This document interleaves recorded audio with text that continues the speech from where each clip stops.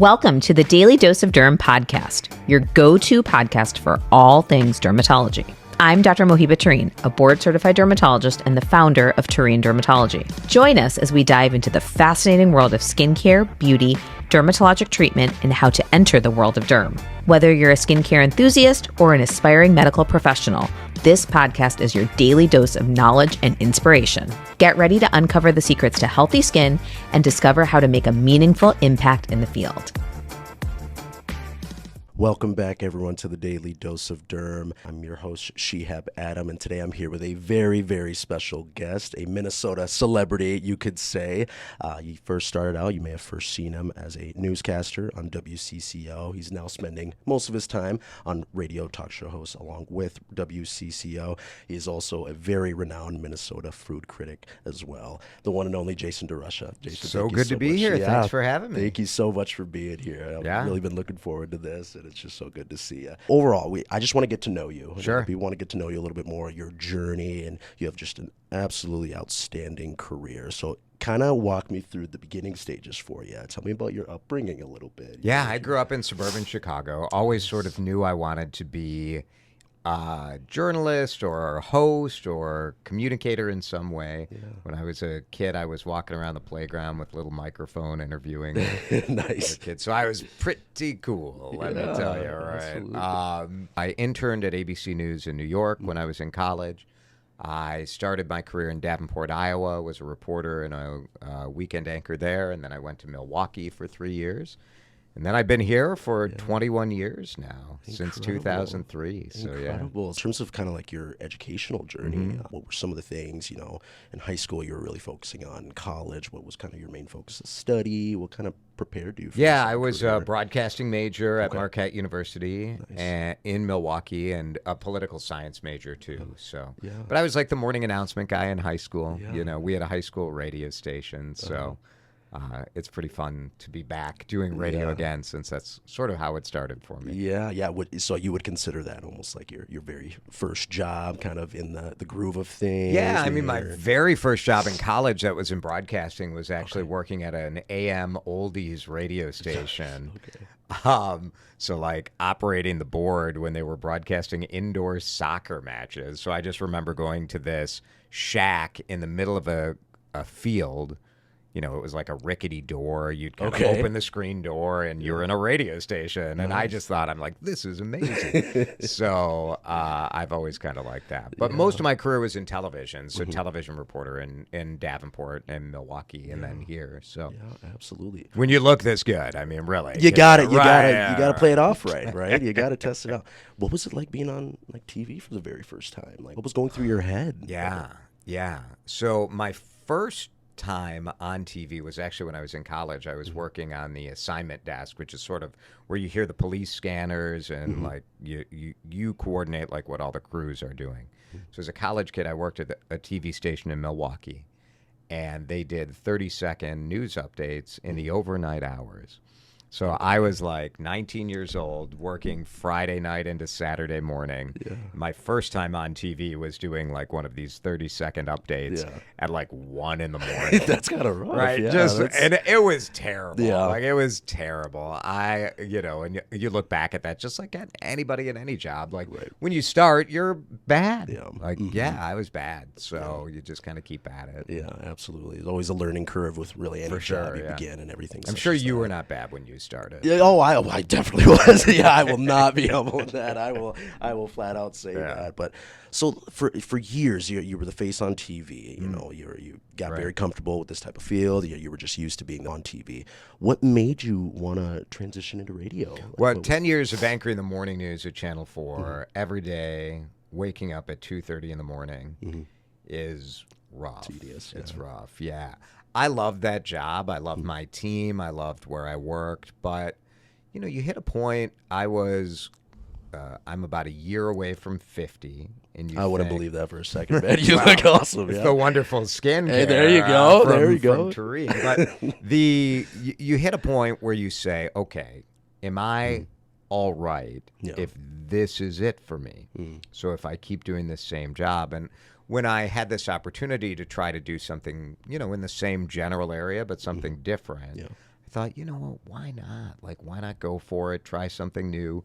See, begin the learning curve again. I like being in a sort of uncomfortable situation. So it has, I've been doing radio for almost 2 years now, and the first year was uncomfortable. Yeah. Like, I was learning. I wasn't great at it. I was okay at it, but like every day I would get a little better, get a little more comfortable, and I really enjoyed that journey. Like, I craved that sort of challenge. In the beginning, what did you find to be the most difficult aspect about that process? Just the whole radio process in general. Well, television news is a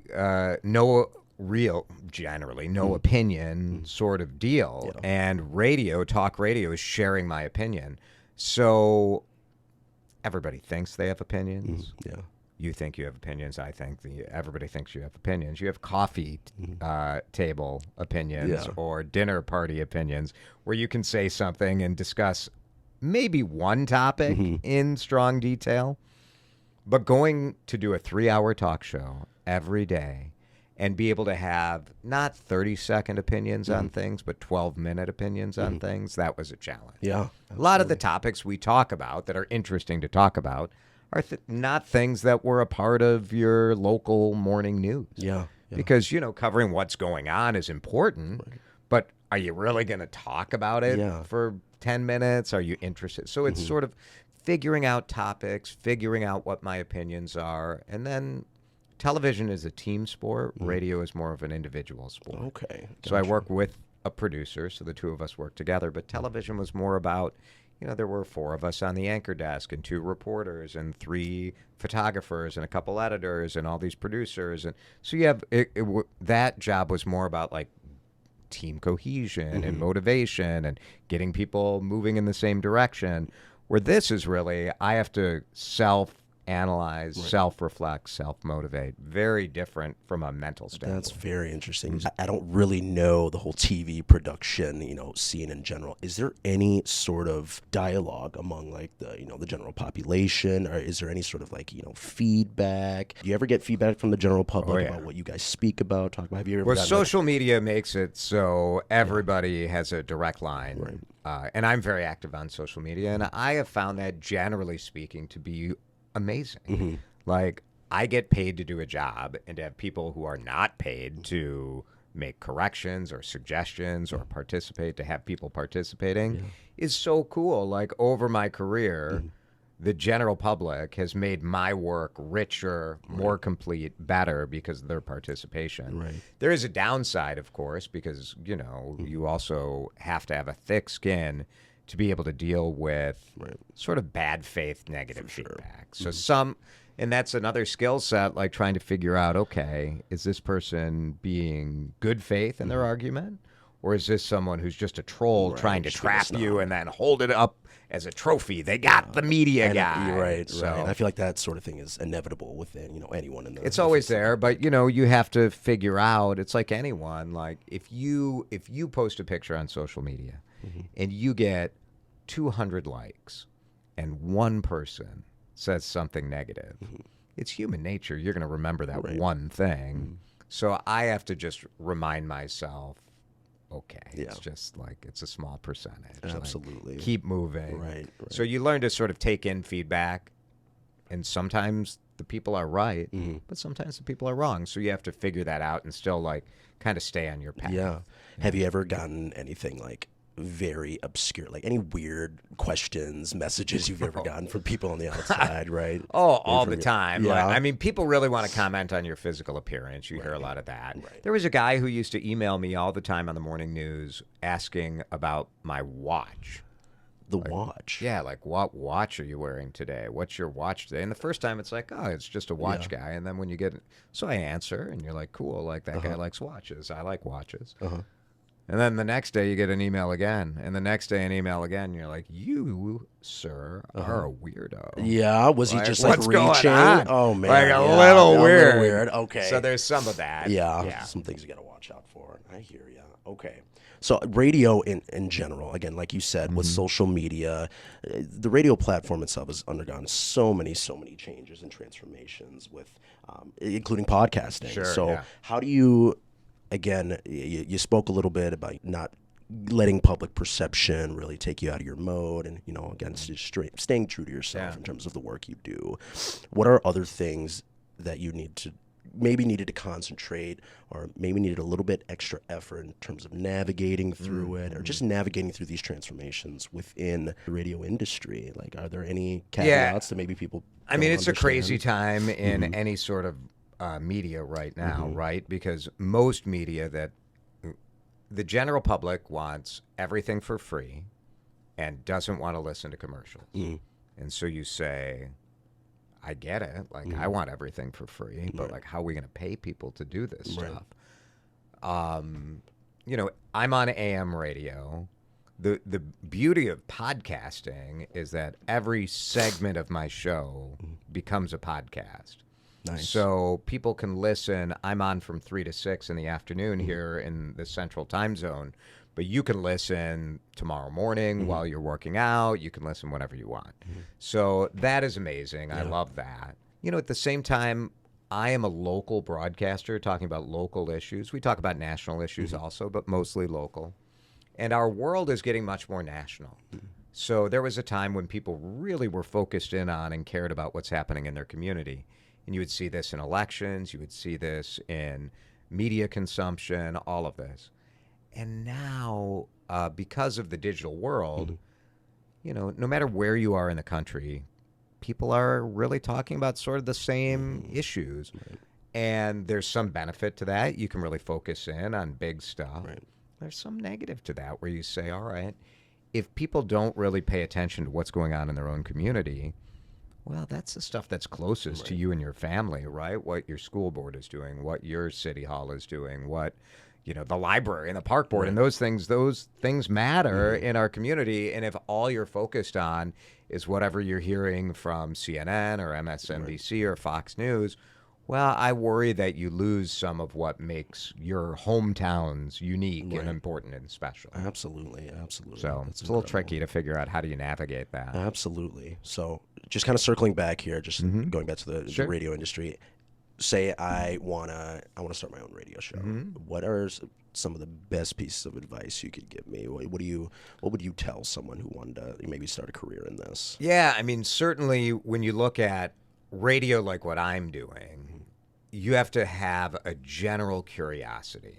So like, I am curious about so many different things. I'm as curious about someone who's starting a business, to someone who's doing something heroic, to, different aspects. Like, I like technology. I like home improvement. I like food. So you have all these different areas. So I'm a generalist who curious about everything. The true path to success when you look at podcasting, which is pretty much there's zero barrier to entry. We're doing a podcast right now. We're in it. We're in a small office doing a podcast, right? Like, anybody can do a podcast. They're like, usually the more narrow your focus, the better. Okay. So it's interesting. Like, I'm a generalist. The market for generalists is not necessarily like, if I started a podcast that was just like Jason talking about stuff. Right.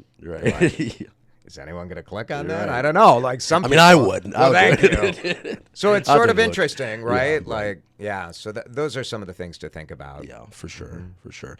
Throughout the span of, whether it was interviews on TV, or podcasting, your radio show, any particular interviewers or interviewees for you that have, had a lasting impression on you? Any memorable, shows for you? Anything that really stuck with you? Yeah, the interview that I will never forget was when the 35W bridge collapsed here in Minneapolis. I was the first TV reporter on the scene. Yeah. And that night, there was a school bus that was on the bridge when the bridge collapsed. Yeah. And that night, we interviewed a then 18-year-old kid named Jeremy Hernandez, who was on the bus and helped the kids, I think they were fourth graders, get off the bus. So, they were going to a field trip. On their way home, bridge collapses, school bus full of kids. And that image of the bus on kind of the bridge is a lasting image. So Jeremy Hernandez, that night, I interviewed him. And I will never forget asking this 18-year-old kid, I'm asking him about what's going on. And then I said, how many kids do you think you helped? And he looks at me and says, all of them. And you just were like, oh. That took you back. Yeah. You're like, you're 18, man. I get more excited about the average person who says something that makes you go like, whoa, then sure, I've interviewed celebrities and governors and politicians and presidential candidates and all of that stuff. And to me, that's fun, but the things that really stick with you sometimes are just the average person. Yeah, I remember because I was really young when that all happened. So thank you so much for sharing that with me. I mean, it's been a while since I've even thought about that entire situation, what that did to our community. Pushing forward, looking ahead into your career, the vision and the future of radio itself. What role do you kind of see yourself playing in that? Where do you see it kind of going? Yeah, I think there always will be an audience for local information. Yeah. And people want to listen to people they like. So, I feel very lucky to have forged a connection with our audience and our community. Some of the technology is going to change. Is AM radio going to be around forever? I don't know. AM radio is a lifeline for people out of metro areas. But the reality is, most of my friends in their 40s, when I said I was going to WCCO AM, they were like, do I have AM in my car? It's like, yes, you do. You do. So some of the technology will change. In 10 years, will we be broadcasting over the air? Will everything be streaming? I don't know. We provide a valuable resource in emergency situations. So if you have a major weather event that knocks out internet access, is streaming going to be enough? I don't know. So AM radio sort of is in that. We are the backbone of the emergency broadcast system. So when they're like, this is only a test. Yeah. If this were a real emergency, that's AM radio. So I hope AM radio sticks around in that regard. I wish we were on FM. So, someday hopefully CCO goes to FM. Will I be doing radio until I retire for the next, 15 years or so? I don't know, right? If you would have asked me 5 years ago if I'd be hosting a talk show, I would say no. I'm anchoring the news, and now here I am hosting a talk show. So who knows? What I love about making the change is that when I was in TV, I had one door open, and it was just continuing to do what I was doing. Now that I'm in radio, there are lots of doors open.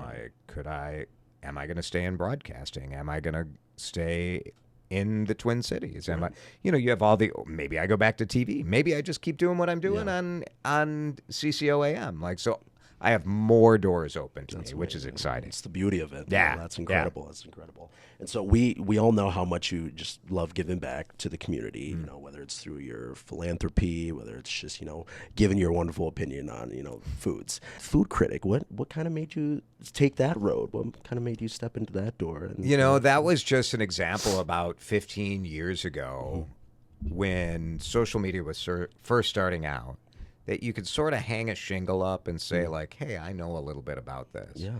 And people could follow you or not. And if people liked what you were saying, then they would trust you. And so I was sort of doing that about food, and I got asked to do suburban restaurant reviews for Minnesota Monthly Magazine. Yeah. Probably, at least 15 years ago. So I started as a freelancer writing, one review a month. And it was fun. I loved it. My wife and I, for fun, go out to eat. And so the reality with food criticism is that the more you eat, the more you learn. The bigger your catalog of experiences get, the bigger your kind of catalog to draw upon when you're analyzing and writing and critiquing. And it's like anything. If you're into music, the more music you listen to, the smarter you get about it. Also, the more you do it, the dumber you feel because you're like, oh my gosh, I have so many questions. Right. But I sort of took a journalist approach to food criticism, where I would, ask questions of the chefs, ask questions of servers, like how do you make this? And so that helped me build my knowledge. And just over all these years, like, enough people think that my recommendations aren't garbage. Yeah.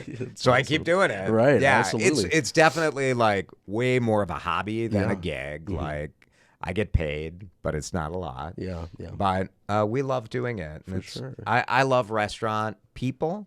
They tend to be dreamers. They're idealists. They like to make people happy. They like to create moments and memories. And I find people who go down that path very interesting. Yeah, no, that's incredible. So I'm just curious about the process in general. Do you go to a restaurant, you go explore, their whole foundation? Do you take notes during the process? Do you wait the next day maybe to collect all your thoughts? Then It's start way writing? easier now that everyone has their phone Okay. at restaurants. When I was first starting out, I would like sort of sneak little notes under the table, or I would take the menu home Nice. with Okay. me Yeah. so you could remember. And now, like, you just take pictures of your food because everyone takes pictures of their food. I make little notes because people are texting all the time. It's not that big of a deal. Yeah. Do the restaurants know that I'm reviewing? Not usually. Like, often someone at the restaurant will know who I am, remembering me from TV or events around town or whatever. But they don't know that I'm reviewing. And the reality is, if you're a bad restaurant, you don't magically become good because, oh no, a critic is here. Right. There's only so much you can do. Absolutely.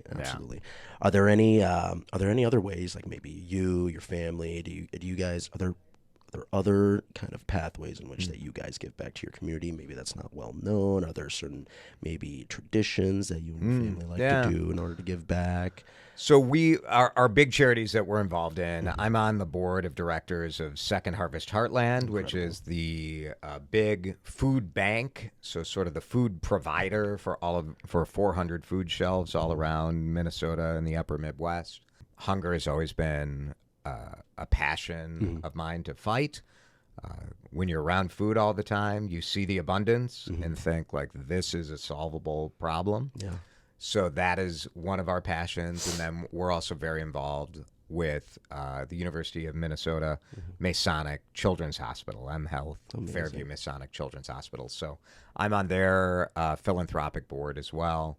But, like, we've been, donors and volunteers and all of that there for a long time. So those are two big ones. Yeah, absolutely. So I kind of want to segue into, more of your just routine in general. Yeah. I spoke with a good friend of yours who told me that you guys had conversations, and you had mentioned to her that, like, you at some point in your career, early on in your career, you felt that you weren't living as healthy as a lifestyle as you maybe were as of now. I mean, obviously, For sure. so many collabs with us here at Turing Dermatology. Right. Your skin looks incredible. You look incredible, man. What were some of the things that maybe you struggled with yourself at the beginning of your career? Maybe managing, things throughout your life. Like, what were some of those things?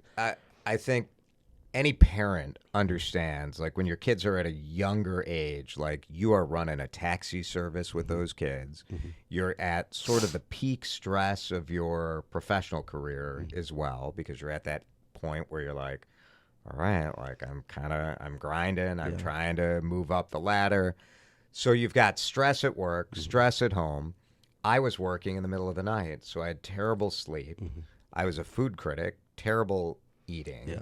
So it's just like a train wreck. Yeah, it's like, just not not in your enough favor in your fitness, sense. not enough, all of those things. And it's, when you work from 2:30 in the morning until 11, you have this point when you come home from work where you're like, I really should go work out. And I really should go to sleep.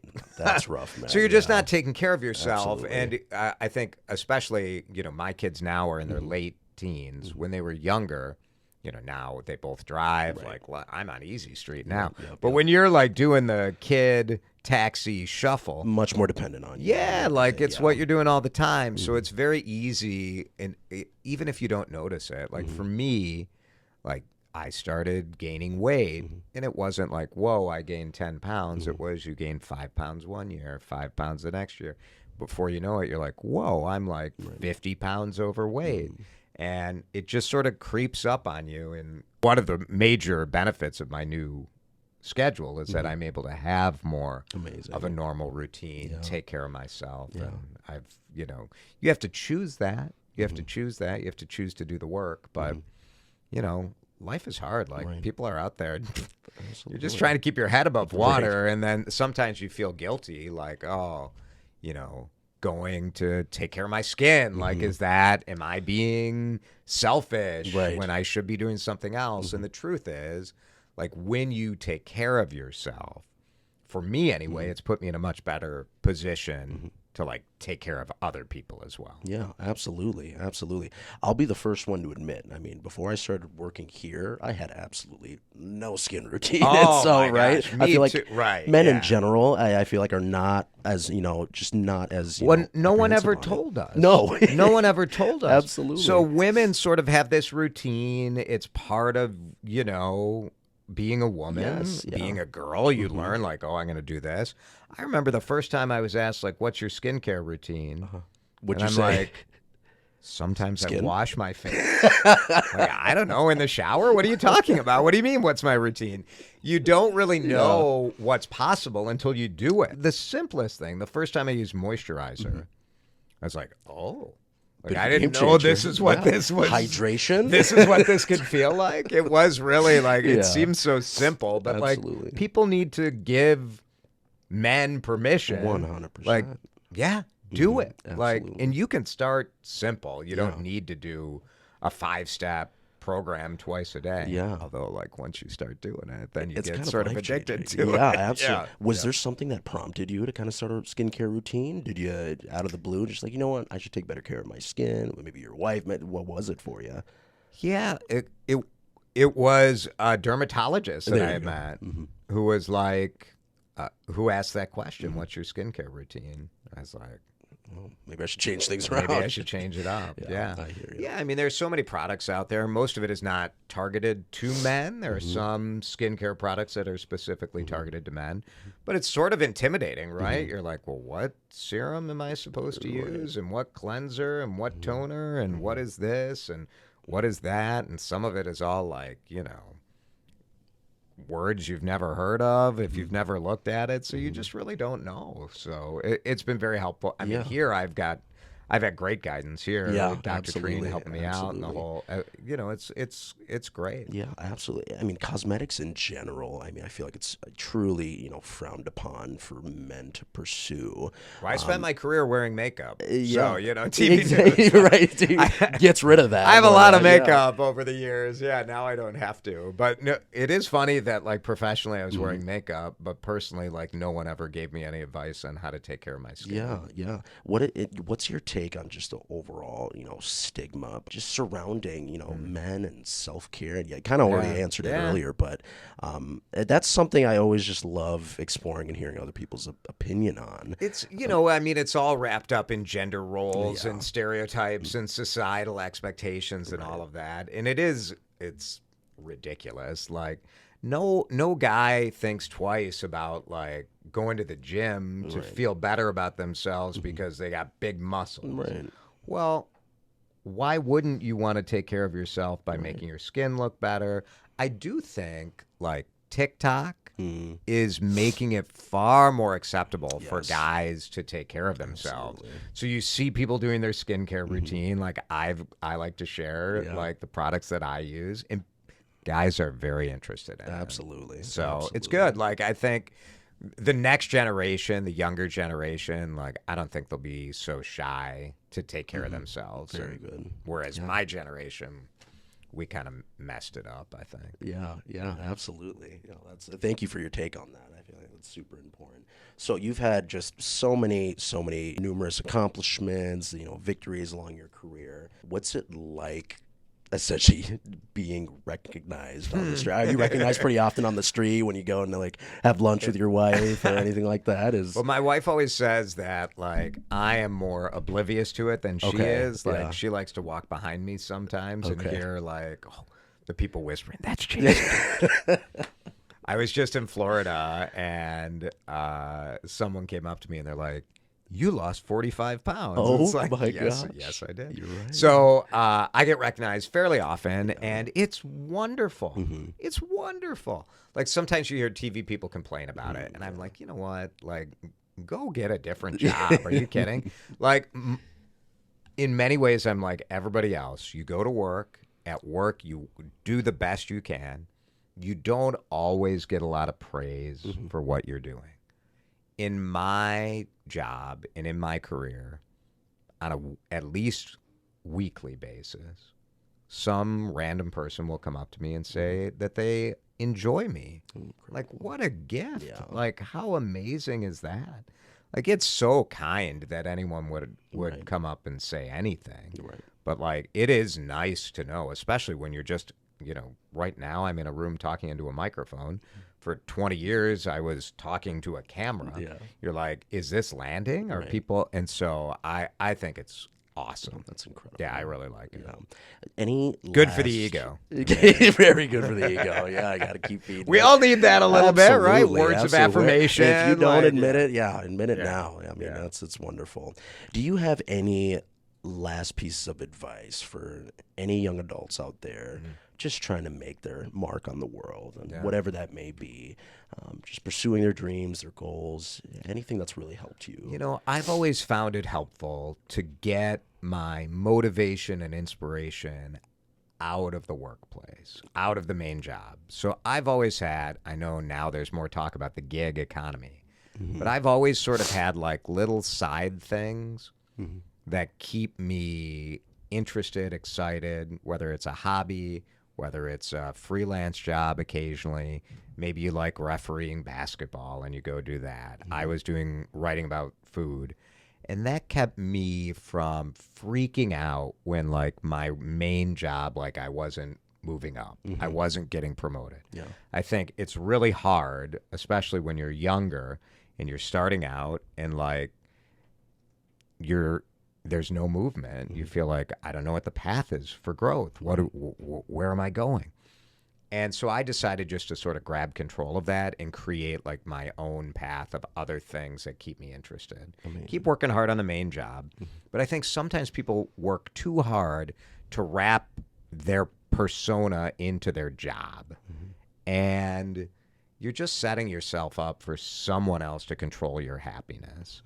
So if you find other things outside of the job that keep you, it can even be like, I like bike riding. So like setting little goals for myself there, achieving it, like that gives me a path that I'm in control of. Yeah. So that's been helpful for me. And also ask for help. Like people are surprisingly willing to give you advice, connect you to other people. I think when I started out, I was a little too shy, like, I don't want to, just ask. If they say no, you're at the same spot you were before you asked. So what's the difference? Yeah. Thank you so much. That's incredible advice. Thank you so much for that. Thank you so much for blessing us with your presence, taking us along your journey. Yes, thanks for having me. This is absolutely. I'm Shihab Adam. This is the Daily Dose of Durham. Thank you.